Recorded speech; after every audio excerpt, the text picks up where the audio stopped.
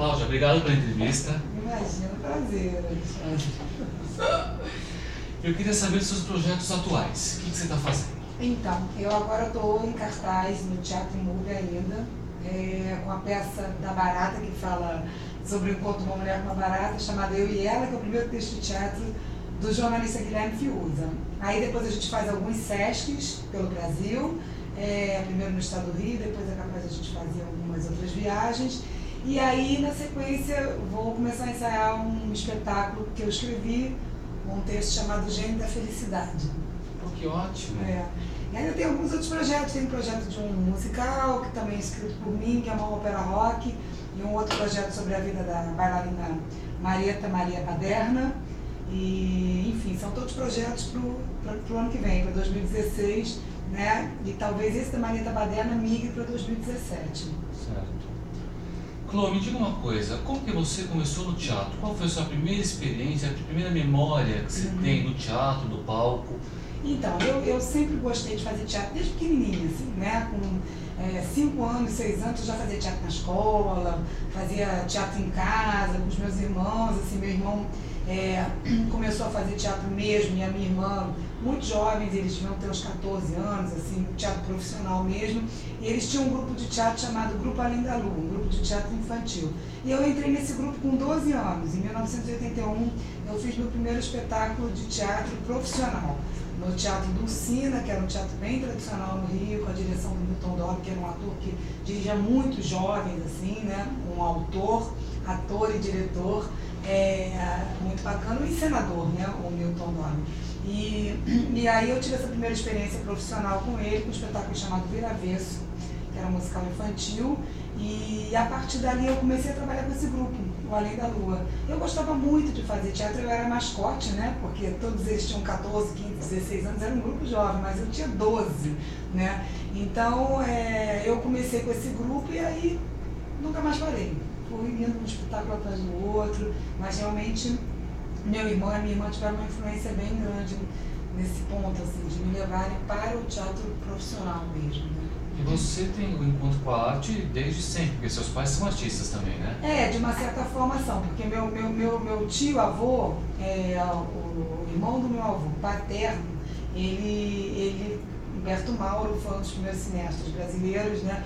O meu pai sempre teve muita influência do meu avô, que também ele não tinha nada ligado à arte especificamente, mas tudo que meu tio-avô fazia caía nas mãos do meu avô, né? Meu avô escrevia, lia muito, ele era procurador da República, advogado, tudo, mas ele tinha uma coisa com leitura, né? Ele morreu, deixou 6 mil livros, sabe? E meu tio-avô, o tio Humberto, ele sempre recorria ao meu avô, né? E o meu pai conviveu com isso, meu outro tio também, a família Mauro toda, assim, o tio Zé Mauro escreveu muitos anos para o Jô Soares, trabalhou com rádio. Então, meu pai, obviamente, sofreu essa influência ali direta, mas ele era economista, numa época até que os economistas eram meio pensadores, meio filósofos, mas ele sempre gostou de escrever.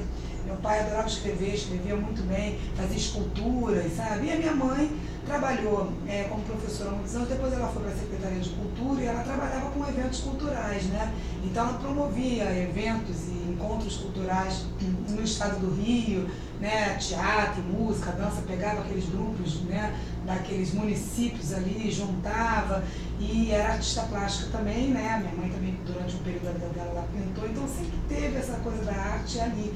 E por isso talvez eles tenham incentivado tanto a gente, né? A gente não teve essa questão da família estranhar estarmos fazendo teatro. Foi natural, foi natural, muito pelo contrário, a gente tinha o incentivo e a força deles, né?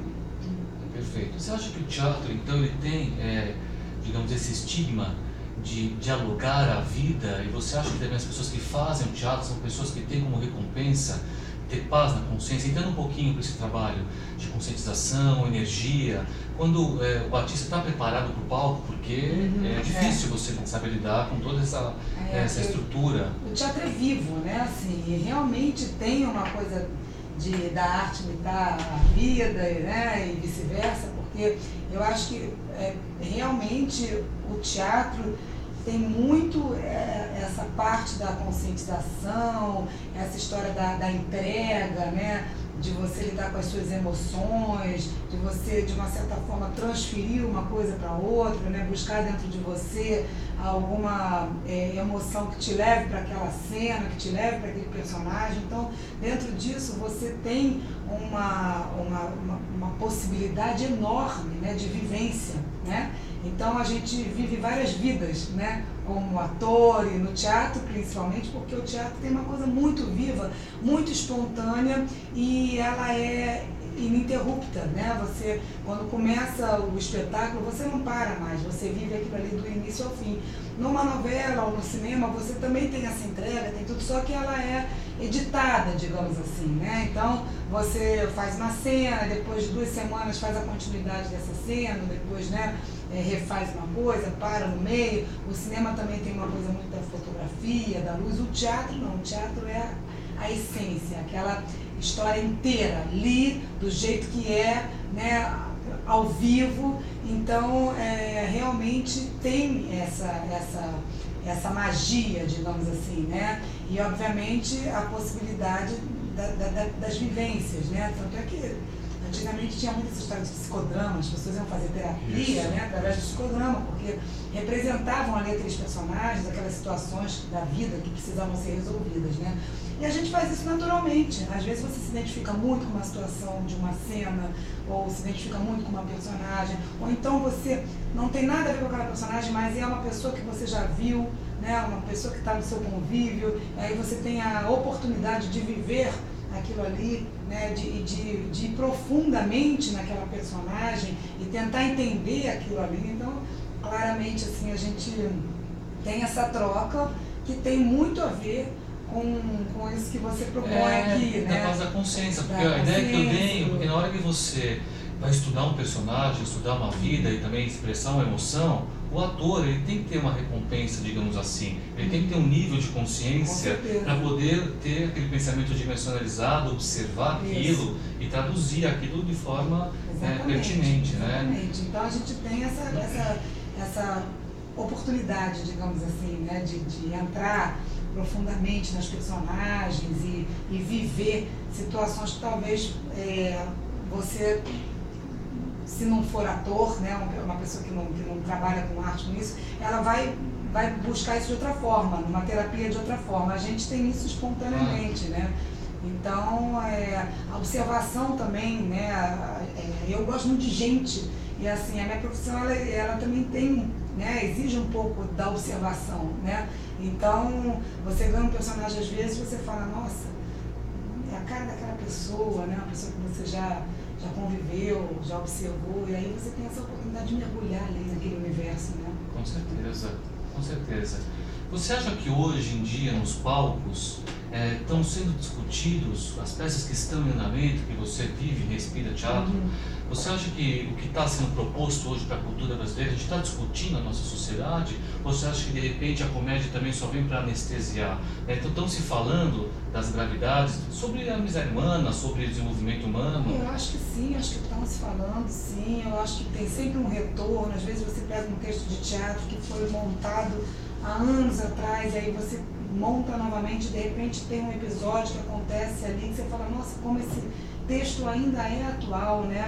A gente, agora mesmo, o Kiko Mascarenhas está fazendo um espetáculo com o Tarcísio Meira, que fala das guerras, né, dessa história toda, e aí você vê o atentado em Paris, quer dizer, como, né, já se passaram tantos anos e ainda existe as mesmas situações, né, se repetem, e eu acho que a comédia, ela é a maneira que mais você consegue se aproximar do público. Então, muitas vezes uma comédia está falando de um tema seríssimo, as pessoas estão ali rindo daquela tragédia que está, daquele caos que está acontecendo em cena. O conteúdo é sério. O conteúdo é sério, porém, você consegue, através do humor, realmente chegar mais próximo do público e gerar essa reflexão de uma forma leve, divertida, porque também a vida, a realidade já tem o seu peso. Né, o seu peso. Então, a comédia, eu acho que ela é muito vista e realmente chega muito bem no público, se comunica muito bem com o público, porque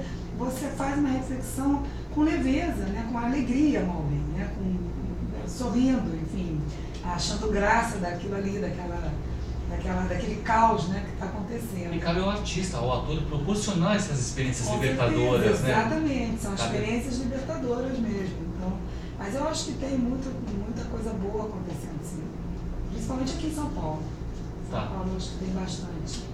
E durante a sua trajetória no teatro, qual foi uma experiência libertadora da atriz que você falou nesse momento? Claro que todos os momentos devem ter sido especiais, pontuais, mas algum momento que você falou, o que eu estou vivendo aqui no teatro hoje, nessa passagem, está sendo uma experiência libertadora, eu me sinto segura absolutamente do que eu venho construindo. Tem algum ponto assim na sua carreira? Tem assim, agora com a Barata, com certeza, o espetáculo Eu e Ela está praticamente um monólogo, né? Então assim, tem a estrutura de um monólogo, foi escrito como um monólogo, então realmente foi o espetáculo que eu tive mais oportunidade, né, de me entregar, de estar inteira, de comandar, né, de trazer o público para mim, porque a peça toda gira em torno dessa mulher. Foi uma experiência muito bacana e eu me senti preparada, acho que veio no momento certo de experiência para eu poder realmente ter essa liderança, né? Porque o espetáculo ele é meu, né? É tudo em torno daquela personagem e foi assim realmente um momento que eu pude afirmar que eu estava preparada para fazer isso.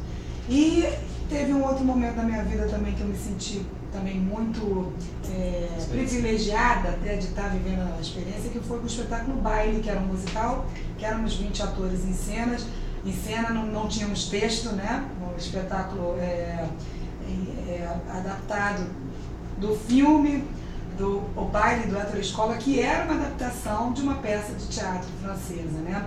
E vinha contando em cada país, já foram feitas várias adaptações e montagens do baile, em cada país contando a história do próprio país. E o baile contava a história do Brasil desde 1950 até os anos 80, né? Então pegou a fase do Getúlio até as diretas já. Era muito emocionante fazer o espetáculo, não tinha texto, era tudo gestual, com dança, contado através da dança, através de cenas, de gestual, e tinha uma entrega muito grande do elenco, uma química maravilhosa do elenco, e uma emoção muito grande de estar contando aquela história. Foram momentos importantes, né, do Brasil, e a gente contou e toda essa época, e realmente era um espetáculo lindo. Eu era assim, muito realizada fazendo aquele espetáculo. O personagem começava com 20 anos e terminava com 50, 60, e depois dava um pulo para os anos 2000, que ela já estava com quase 70, então, e tudo envelhecendo naquele salão de baile, contando essa história. Foi um momento também muito especial, assim, da minha carreira, eu acho. Que legal.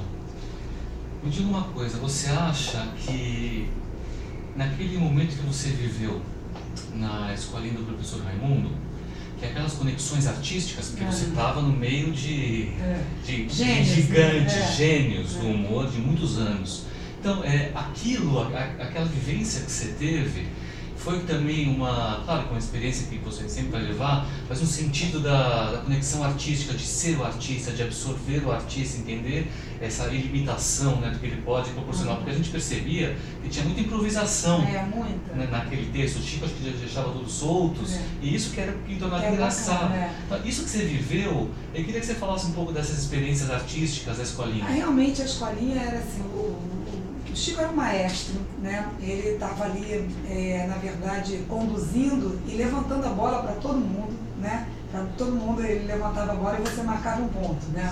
Fazia ali, cortava, e ele levantava a bola como ninguém. Até quando você, assim, dava uma escorregada ou, sabe, perdia o time, ele ia lá e consertava e levantava a bola, né? Aquela coisa, você manda a bola lá atrás, ele vai pegar, levanta na rede e você corta.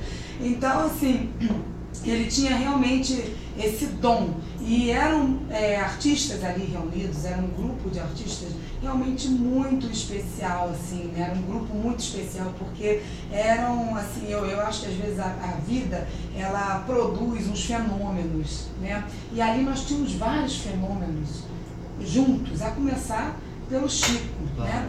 Então, assim, não é de toda hora que você encontra artistas como aqueles que estavam ali. E ele conseguia juntar não só uma turma mais velha, com toda a experiência e peso, né, aquela turma que criou de fato o humor, que, né, inventou aquilo ali, como novos talentos, como o Tom Cavalcante, né, tinha uma turminha também, a Carlos Gimenez, uma turminha assim de novos talentos também assim, fenômenos também, despontando. Então essa conexão, né, tinha uma química ali, realmente essa conexão artística, me trouxe uma experiência sensacional, incrível, né? Me sinto privilegiada de ter vivido naquele momento da escolinha, porque foi aquele momento. Depois, né, foram saindo alguns, morreram outros, né? E aí foi se transformando. Mas, assim, aquele momento foi um momento muito especial. E claro que a arte é uma troca, né? Assim, então, é uma troca em vários aspectos. A gente tinha essa troca o tempo inteiro. Era uma troca de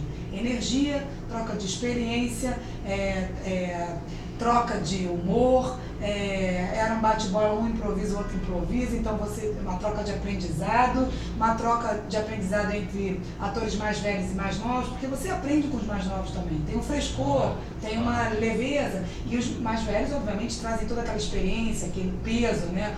Você aprende muito na observação, em como eles, né, lidavam com as situações, como eles eram rápidos, você também acaba pegando aquela rapidez, porque você tem que ter aquela rapidez, e você só está ali porque você tem aquela rapidez.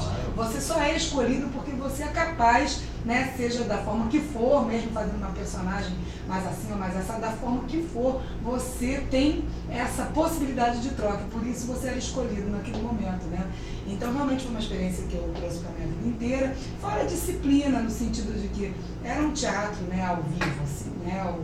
O Chico dava 10 horas da manhã, ele dava um sinal, que tinha um sinalzinho igual colégio mesmo, a turma ia e dava gravando, seja que Deus quiser, não parava de jeito nenhum, só se fosse assim, alguma coisa realmente, sabe, muito, sei lá, caísse um refletor na cabeça de alguém, mas mesmo assim, ia se tirar a piada daquilo ali e ia continuar, né? Era difícil parar mesmo, né? Até quando errava o texto, ele falava, errou, não é nada disso, entendeu? Ele tinha sempre uma maneira até de consertar o erro e até ficar melhor do que seria se não tivesse tido erro, né? Mas era pouco provável errar, e não existia muito isso. Era uma troca, era uma grande brincadeira, né? É uma grande leveza. Se perceber, até agora na reprise do Viva, é impressionante a magia. A magia era muito puro, né? Muito tinha puro. Uma espontaneidade ali, ninguém estava tentando fazer nada. Um parecia mais que o outro, era uma coisa só. Era espontâneo, não tinha aquilo, vamos ser espontâneos. Era realmente espontâneo. Então, realmente, essa vivência ali foi muito enriquecedora, né? Assim, muito gratificante, era muito bom de fazer. Não, e o humor, ele é muito presente na sua vida, sempre, né? A maioria dos trabalhos. Acho que na TV você fez mais drama um pouquinho. Porque, na verdade, eu fui pro teatro por causa, eu fazia uma personagem na peça de teatro que tinha muito humor, era uma crente, até nem tinha a ver com a Capitu, que ficou depois, que apagava o quadro. Era uma crente que sempre que via uma câmera fotográfica, baixava um santo dela, ela tinha um ataque, ficava louca, dançava, não sei o quê. É o humor e a dança, né? Me botavam pra dançar, porque eu era bailarina e tal. E aí esse personagem foi pra escolinha, porque o Chico foi assistir, o personagem era aplaudido em cena aberta, né? A personagem muito engraçada, mas quando chegou na escolinha a gente teve esse problema dos crentes, dos protestantes, a personagem saiu do ar e acabou ficando mais em cima da coisa sensual, da sensualidade da personagem ali, ser uma bonitinha, né? E que só fala burrice, tinha um pouco esse tipo, né? Que era bem comum nessa época, antes do politicamente correto, do humor politicamente correto. E assim, de qualquer forma, eu procurava não entrar no canal da vulgaridade, então tinha uma graciosidade, uma pureza, uma infantilidade que levava até as meninas na escola mesmo me imitarem sem nenhuma conotação de né, vulgar nada, era mais na brincadeira, mais na coisa graciosa, até queriam fazer a boneca da personagem, então era quase um desenho animado, né? Assim, um pouco, né? A escolinha toda tinha isso, não tinha malícia muito, né? Essa malícia de hoje em dia, assim, de como você vê as coisas, né? Tanto que o humor politicamente correto que vem agora, esses tipos, o gay, a gostosa burra, não existem mais, né, dessa forma, mas naquela época existiam, mas não existiam numa conotação de crítica, eu acho, era muito mais de brincadeira, sabe? Personagens que existem na vida, então vamos colocar esses personagens, porque eles são engraçados mesmo, eles têm humor mesmo, tinha uma leveza, uma pureza, não era uma coisa assim para avacalhar, né? E por isso funcionava. Pra entreter, deixar leve, né? Pra deixar leve, porque você tinha esses personagens na vida, você tem esses personagens aí espalhados por aí, né? Então não tinha uma coisa de crítica, muito pelo contrário, os personagens engraçados e leves e que todo mundo, populares, que todo mundo adorava, né? Não tinha essa coisa, né? Enfim, mas eu acho que o humor veio caminhando para isso e eu entendo essa história do politicamente correto, acho que tem um lado que realmente tem que prestar atenção, tem que tomar cuidado, mas na época da escolinha eu acho que tinha uma leveza, não tinha, porque tinha lá, né, tinha o judeu, tinha o velho, tinha o seu peru, o gay, tinha a gostosa burra, a loura burra, que nem era eu, a loura burra era Aldine Miller, né? Mas tinha todos esses tipos existiam, que são tipos que a gente encontra na vida, né, por aí, que não quer, mas não tinha essa coisa da crítica, era muito mais na brincadeira. A crítica vinha em cima de outras coisas. O gay podia fazer uma crítica política aos políticos, não a ele próprio, né? Não tinha uma coisa de avacalhar o gay, não era isso, né? Eram só aqueles personagens conhecidos e populares do nosso dia a dia, né? E que, obviamente, assim, não era para avacalhar. Claro que nem toda loura é burra, né? E tem muita morena burra, muita loura inteligente, não tem nada a ver, isso sempre foi assim. Mas você tem esses estereótipos, assim, né? A escolinha tinha isso, mas ela tratava com leveza, um humor ingênuo. Tanto que ficou por um bom período no horário nobre, horário nobre, começou acho que no fim da tarde, depois ela foi horário nobre, exatamente. Tinha uma coisa ingênua, né? Então, essa herança artística, que além de você ter sua herança artística dos seus pais, né? Você ter uma raiz forte em relação a isso, mas essa herança artística também, né? Que eu acho que é tão bonito que você falou, é uma leveza, propor, claro que estereótipo e tal, mas assim, ter o cuidado.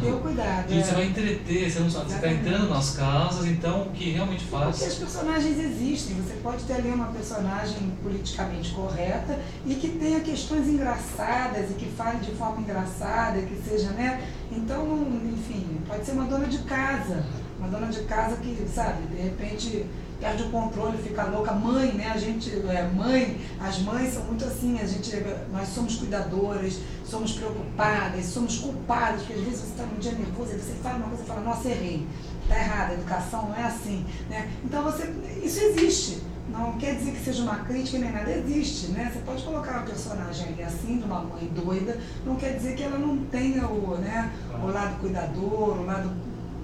Né? Não quer dizer. Então, assim, essas personagens existem, sejam elas o que forem, né? Assim, né? E a escolinha, o importante é que o texto tinha uma ingenuidade, tinha uma leveza, tinha uma crítica por trás daquilo, para as situações, né? Do Brasil, do cotidiano, dos acontecimentos que você lia no jornal, né? E por trás daquilo ali, aquelas personagens típicas do humor, né? Assim, naquela época. Que legal. Mudando um pouquinho de assunto, eu queria falar da Cláudia, autora. Eu sei que você vem escrevendo há muito tempo, você escreve, gosta. Me fala um pouco dessas experiências. Você já começou falando no começo uma peça, você está escrevendo, mas a artista, a que escreve, a que observa, queria que você falasse desse seu lado. Então, eu sempre gostei de escrever, minha vida inteira eu escrevia, e o Paulo César falou para mim, meu marido falava, você tem que escrever, meu pai também falava muito. Eu fiz a faculdade de letras acabei não terminando a faculdade de letras, porque estava sempre ensaiando, não conseguia. E aí tinha muita coisa escrita, enfim, vinha umas ondas de inspiração, assim, aí eu escrevia umas coisas, até que um dia eu estava na casa de um grande amigo meu, cineasta, Luiz Carlos Lacerda, com o Ney Torraca, que é muito meu amigo, e o Ney começou a falar de uma história que eu tinha que escrever, ele me deu uma ideia, uma maluquice da cabeça dele, eu adorei. Sentei no computador, cheguei em casa, sentei no computador, foram 3 noites para escrever um texto. Nossa. Que se chama Flor que se cheira, foi o primeiro texto que eu escrevi. Esse nome foi dado até pelo Guilherme Leme, que eu mostrei o texto para ele ia dirigir, fiz uma leitura para o Ney. Bom, resumo da obra, eu comecei a escrever por causa do Ney Torraca, assim, efetivamente por causa do Ney. E esse texto está na gaveta até hoje, o texto não saiu. E aí, depois desse texto, eu tive essa experiência com o baile, né? E a gente tinha esse grupo de atores que tinha uma química fantástica. Quando terminou o baile, a gente queria continuar juntos, né? A gente tinha esse desejo, essa vontade de continuar juntos fazendo algum projeto. Aí eu queria fazer um Moulin Rouge brasileiro, tinha essa viagem de fazer um Moulin Rouge, um cabaré mais assim, mais despretensioso, menos com aquela cara né, daqueles cabarés tradicionais, fazendo mais louco e tal. E aí me veio a ideia de fazer um cabaré dentro do corpo de uma diva, muito inspirada no primeiro espetáculo que eu fiz, musical infantil do meu irmão, que ganhou prêmio na época, que era a história de 3 extraterrestres que antes chegavam à Terra e entravam dentro do corpo de um brasileiro no meio do carnaval. Então a corrente sanguínea era um bloco de carnaval, o fígado era um bêbado, alcoólatra, era o texto do meu irmão.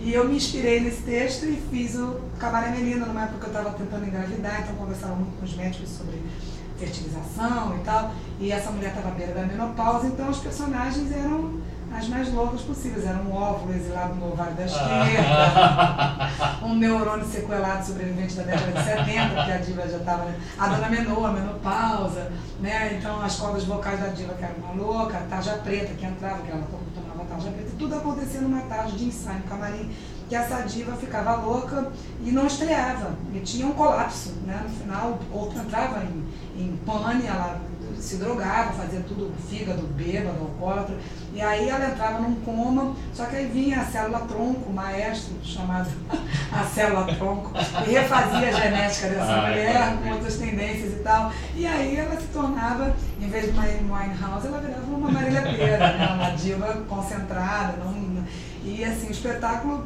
acabou que me rendeu ótimos frutos, assim, né? Me rendeu ótima repercussão, teve uma repercussão muito bacana, renderam várias matérias e críticas boas, enfim.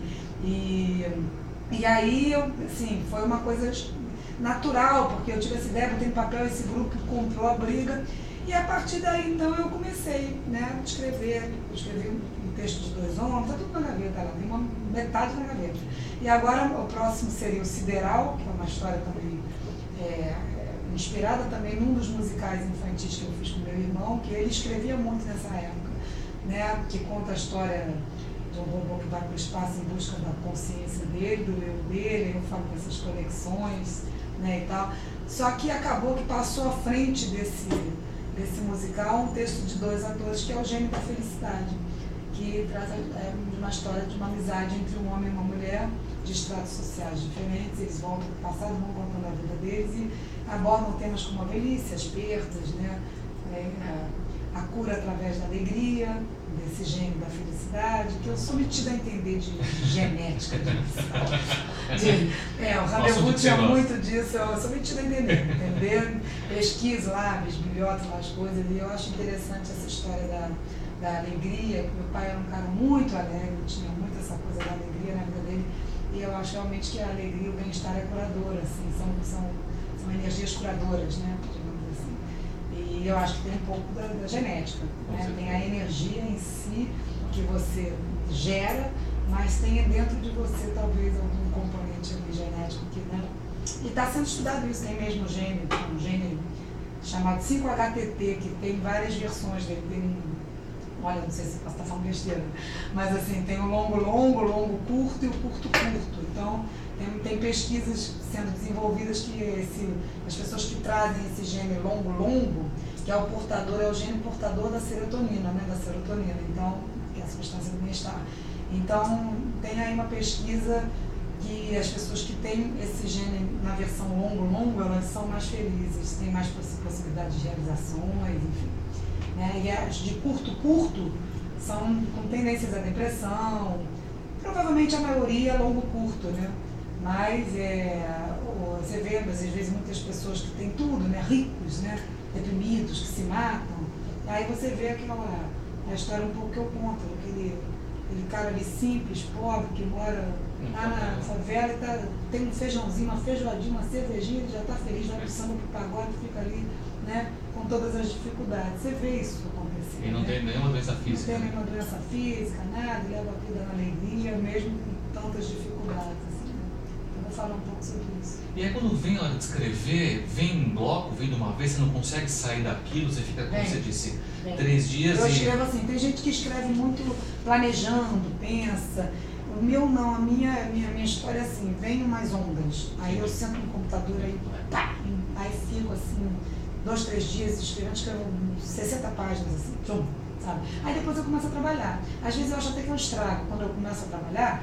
Aí às vezes eu acho que tem coisas que eu melhoro, que tem vezes que eu falo, nossa, ficou sensacional, consigo ligar uma coisa, uma outra, eu falei, achei, assim, e tem vezes que eu começo a mexer muito, eu falo, acho que do jeito que estava assim naquela onda, melhor, tava. Então aí eu costumo escrever esse bloco vai de vez. Blocão de vez, e aí tem esse grupo que a gente chama de núcleo de criação, que a gente criou no baile, que sou eu, Alice Borges, o Edio Nunes, que é um ator maravilhoso, que escreve comigo, ele sempre colabora nos meus textos, a gente escreveu também uma série juntos, que é um argumento dele, depois eu falo para você sobre essa série, e aí eu mostro para esse núcleo, para eu não mexer muito antes, para, sabe, primeiro eles verem que de repente você mexe numa coisa que estava bom, né, piora. Né? E aí depois eu começo a trabalhar e vou trabalhando, esse texto vai sofrendo transformações, é sempre assim. Porque é um ajuste de expressão, né? Exatamente. Será que vai expressar exatamente o que eu quero dizer? Às vezes o Edio Nunes, a gente, nessas viagens do baile, como éramos muito no elenco, a gente vinha de ônibus, a produção alugava um ônibus. Então as viagens de ônibus eram uma festa. E o Edio ia criando mil personagens, ele criou uma vila chamada Maravilha, que ele criou personagem para todo mundo, inclusive para a equipe técnica, camareira, o pai Juquinho. Ele foi inventando. E aí quando chegamos, foi em 2008, quando chegamos no Rio, eu e ele falei, Edio, vamos sentar e escrever esse negócio. Então, aí a gente falou, agora tem que ter um tema, uma série para televisão, a gente filmou o piloto. E o tema era o tráfico de água doce. A gente inventou uma vila que tinha uma traficante de água, a moeda da vila é a água, é uma vila toda meio louca, tem um pouco de realismo fantástico e tal. Mas aí isso a gente escreveu em 2007, 2008, em 2011 começaram as investigações de tráfico de água doce na Amazônia mesmo. Até hoje não é muito falado desse assunto, é um pouco falado e tal, mas não vem à tona de forma popular, porque ainda é investigado o tráfico de água doce na Amazônia. Então deixou de ser um pouco ficção isso, né? A gente está correndo atrás, já fizemos o piloto, mas é muito difícil, né? Aí apresentamos a série do Multishow, estamos correndo atrás para ver se essa série sai aí em algum momento, nesse momento atual que a gente está também, que as séries estão meio que dominando, né? As TVs e tal, a gente está tentando. Foi uma série que eu escrevi com o Edio e fizemos esse piloto no início de 2014, assim, na base da vamos fazer, aí o Luiz Antônio Pilar entrou com a produtora dele, com equipamento, com tudo, fizemos assim, pouquíssima grana, e é mais um projeto, né, que eu não tinha falado, que é um projeto que eu escrevi com o Edio, muito que é argumento original dele, para a televisão. Porque eu escrevo muito mais teatro, né, meus textos vêm mais assim. Gosto de escrever conto também, tem uns contos lá escritos. Fantástico. E agora meu pai faleceu, né, e deixou escrito 2 romances, porque ele descobriu também essa história de escrever, né, assim, romances, porque ele sempre escreveu artigos, ele sempre deu aula e tudo.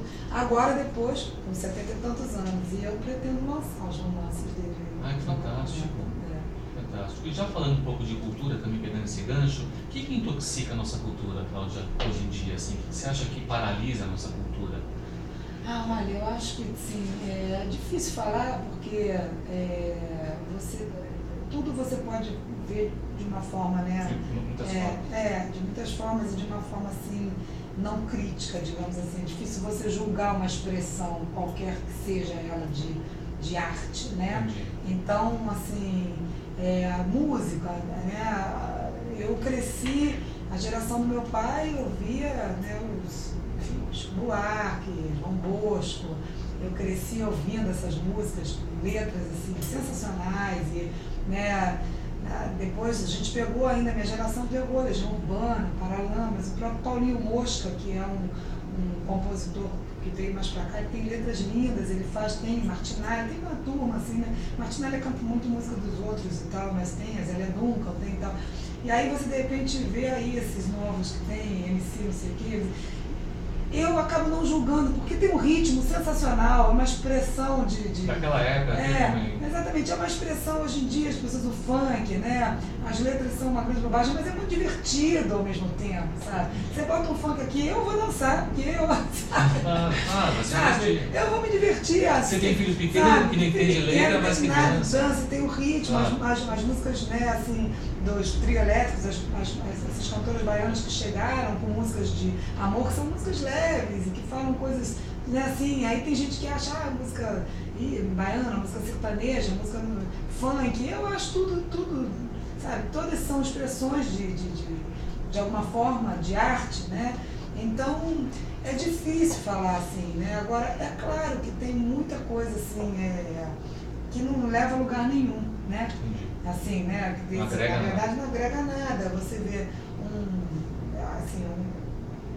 uma coisa que o artista tem em mãos, né? É o poder de tocar, né? De alguma forma, o povo, de emocionar e de levar alguma coisa para acrescentar, de levar alguma coisa para reflexão, seja através do humor ou através do ritmo, né? Você tem esse poder. Então, às vezes, é um desperdício você não usar de alguma forma, né, o que você queira falar ali para o povo, para o público. Mas, ao mesmo tempo, todas as formas de expressões, assim, tá valendo, né? Estão valendo, assim, né? A pessoa, de repente, não tem essa capacidade, mas ela tem ali um ritmo qualquer, tem ali uma Tem algum talento, né? Aquela história, você pode tirar alguma coisa de melhor de alguma coisa. Então eu sou muito pouco crítica, assim, sabe? Eu tenho dificuldade de julgar até qualquer tipo de arte, assim. Eu posso não gostar, mas aí eu vejo qual é a proposta e como a pessoa realiza aquela proposta, né? E a quem ela atinge. Então, assim, então, assim, eu sou muito, assim, delicada ao julgar qualquer, né, expressão artística, até porque eu mesmo posso estar achando que eu estou sendo sensacional no que eu estou dizendo, né? E para outras pessoas aquilo pode ser uma grande bobagem, né? Mas é claro que tem poluição, né? Tem poluição, tem intoxicação, assim. Não sei te determinar agora, assim, especificamente. O que seria isso? Mas sempre tem uma coisa. Tem. Eu acho que tem coisas pesadas, assim, demais, às vezes, sabe? Que são desnecessárias. Pesadas no sentido, não pesadas no sentido de mostrar uma realidade pesada, não. Pesadas no sentido do vocabulário, no sentido da vulgaridade, no sentido, sabe? Você é mãe de pequenos, exatamente. Uma preocupação numa linguagem. Então, assim, a coisa do que você apresenta, do que você mostra, do que você revela, ela tem que gera uma responsabilidade. Entendi, né? Perfeito. Então, assim, o artista tem que ter noção dessa responsabilidade, né? Então, nesse sentido, é que eu acho que às vezes fica um pouco desnecessário algumas expressões artísticas que são totalmente descuidadas, sabe? Agora, em relação a você gostar ou não daquilo do que se fala ali, se for de uma forma leve, se levar de alguma forma alegria ou, enfim, proporcionar alguma coisa, já está valendo, entendeu? Agora, eu acho que tem que ter um limite e essa responsabilidade que às vezes você vê que se perde um pouco, né? Tem muita gente fazendo qualquer coisa assim para se exibir. Isso. E que, na verdade, não tem nem a alma de artista, né? Tem ali porque o mundo está um pouco muito midiático, né? Muito essa coisa de celebridade. Muito egocentrado, né? Assim, as pessoas estão muito egoístas, muito individualizadas, essa coisa de celebridade, essa coisa. Então, vai se perdendo um pouco a mão, né? Vai ficando uma coisa meio medíocre, meio boba, né? Meio sem sentido, né? Isso tem, mas eu acho que talvez sempre tenha existido, só que antigamente era o contrário, tinha um preconceito, né? Você ser artista, você tinha que gostar muito de ser artista para ser, porque sua mãe não queria, seu pai não queria, você era considerada, né, vagabunda, atrizes, né? Então, assim, você tinha que lidar, essa geração dos anos 40, então passou pela ditadura, o artista era perseguido, né? Então, tudo. Minha mãe queria ser bailarina, por exemplo, não, vamos deixar ela ser bailarina, porque, né, imagina, vai dar um saco. Hoje em dia virou o contrário, né? Virou o contrário, a criança nasceu, a mãe já quer que seja artista, né? Não são todos, claro, sem generalizar, mas tem uma coisa assim de achar que é o máximo, sabe? E, enfim, aí você perde a essência artística real, né? Real, porque eu também vejo até a próxima pergunta. Mas não sobrevive, viu, Aline? Não, né? Eu acho que o que permanece, que vai sempre permanecer, é que o artista, na essência, ele permanece, né? Claro que muitos desistem porque também não tem a vocação. Então, assim, o artista, na essência, que permanece, ele tem de alguma forma a vocação para suportar tudo que gira em torno e ele envelhece na profissão, né? O mais difícil é isso, né? Envelhecer na profissão. Você pode não ter nenhum momento de explosão na sua profissão e envelhecer nela, e outros que vão ter momentos de explosão e que vão desaparecer. Mas isso aí não muda. Isso não muda. E o artista também, assim, que eu vejo da Cláudia, autora, bailarina e atriz, né, o artista, né, que é completo e tem essa responsabilidade, ele também é uma forma de se confidenciar, né? Com certeza. Quando você está atuando, quando você está escrevendo, quando você está dançando, né? É isso que você está falando. Quando você tem a vocação do artista, você mostra, você compartilha, confidencia, né? As suas expressões também, que às vezes não precisa ser explícita. Não, mas você é isso mesmo, você está ocultas e você compartilha de alguma forma, tem essa troca mesmo. Tem essa troca. Só da troca mesmo, né? Legal.